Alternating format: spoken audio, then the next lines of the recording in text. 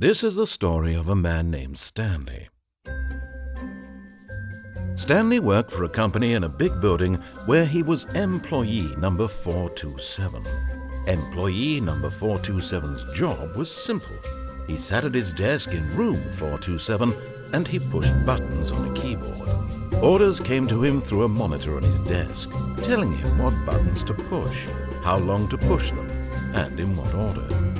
This is what employee 427 did every day of every month of every year. And although others might have considered it soul-rending, Stanley relished every moment that the orders came in, as though he had been made exactly for this job. And Stanley was happy. And then one day, something very peculiar happened. Something that would forever change Stanley. Something he would never quite forget.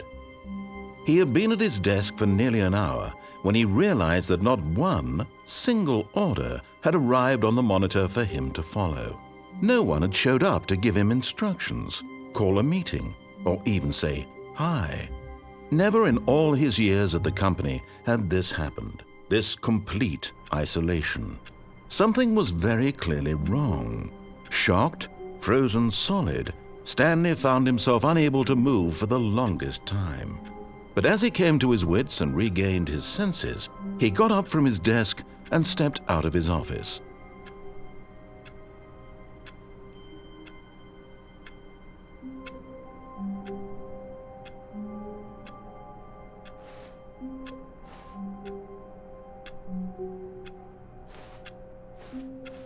All of his co-workers were gone. What could it mean? Stanley decided to go to the meeting room. Perhaps he had simply missed a memo.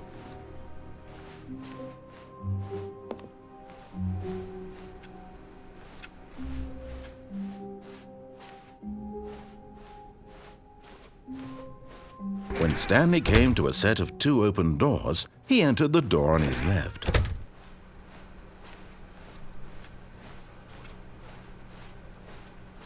Yet there was not a single person here either.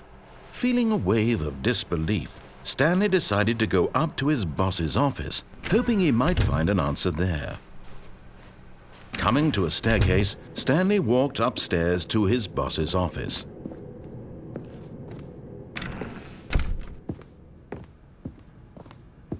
Stepping into his manager's office, Stanley was once again stunned to discover not an indication of any human life. Shocked, unraveled, Stanley wondered in disbelief who orchestrated this, what dark secret was being held from him. What he could not have known was that the keypad behind the boss's desk guarded the terrible truth that his boss had been keeping from him, and so the boss had assigned it an extra secret PIN number, 2845. But of course, Stanley couldn't possibly have known this.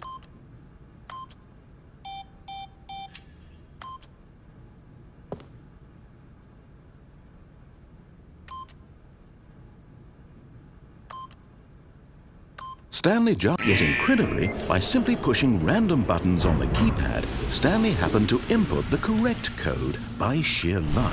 Amazing! He stepped into the newly opened passageway.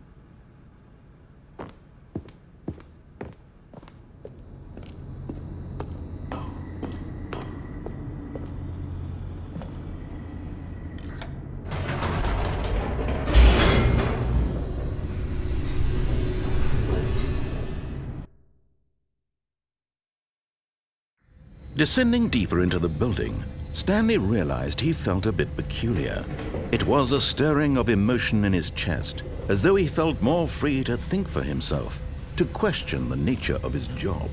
Why did he feel this now, when for years it had never occurred to him? This question would not go unanswered for long. Stanley walked straight ahead through the large door that read Mind Control Facility.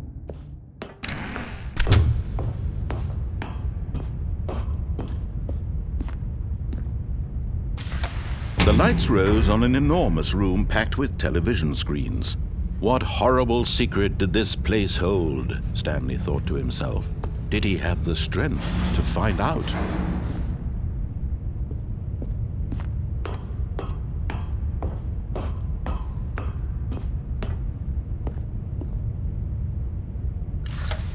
Now the monitors jumped to life, their true nature revealed. Each bore the number of an employee in the building, Stanley's co-workers.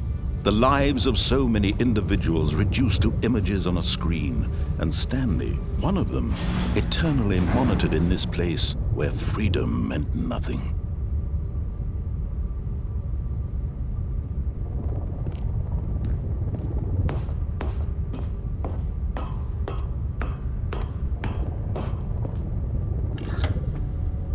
This mind control facility, it was too horrible to believe. It couldn't be true. Had Stanley really been under someone's control all this time? Was this the only reason he was happy with his boring job? That his emotions had been manipulated to accept it blindly? No, he refused to believe it. He couldn't accept it. His own life in someone else's control? Never! It was unthinkable. Wasn't it? Was it even possible? Had he truly spent his entire life utterly blind to the world? But here was the proof, the heart of the operation. Controls labeled with emotions, happy or sad or content, walking, eating, working, all of it monitored and commanded from this very place. And as the cold reality of his past began to sink in, Stanley decided that this machinery would never again exert its terrible power over another human life, for he would dismantle the controls once and for all.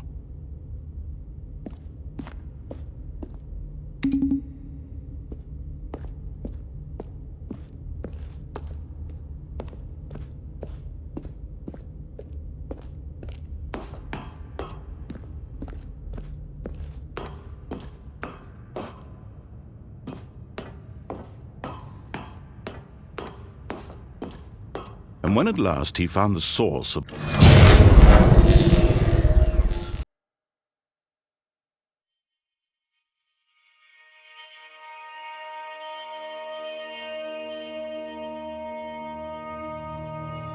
blackness and a rising chill of uncertainty, was it over? Yes! He had won! He had defeated the machine, unshackled himself from someone else's command. Freedom was mere moments away. And yet, even as the immense door slowly opened, Stanley reflected on how many puzzles still lay unsolved. Where had his co-workers gone? How had he been freed from the machine's grasp? What other mysteries did this strange building hold? But as sunlight streamed into the chamber, he realized none of this mattered to him, for it was not knowledge or even power that he had been seeking, but happiness. Perhaps his goal had not been to understand, but to let go. No longer would anyone tell him where to go, what to do, or how to feel. Whatever life he lives, it will be his. And that was all he needed to know. It was perhaps the only thing worth knowing. Stanley stepped through the open door. Stanley felt the cool breeze upon his skin, the feeling of liberation, the immense possibility of the new path before him. This was exactly the way, right now, that things were meant to happen. And Stanley was happy.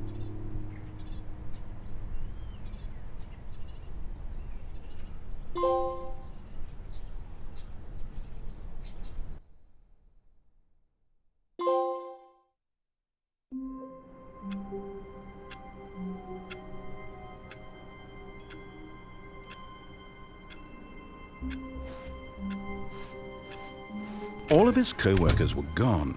What could it mean? Stanley decided to go to the meeting room. Perhaps he had simply missed a memo.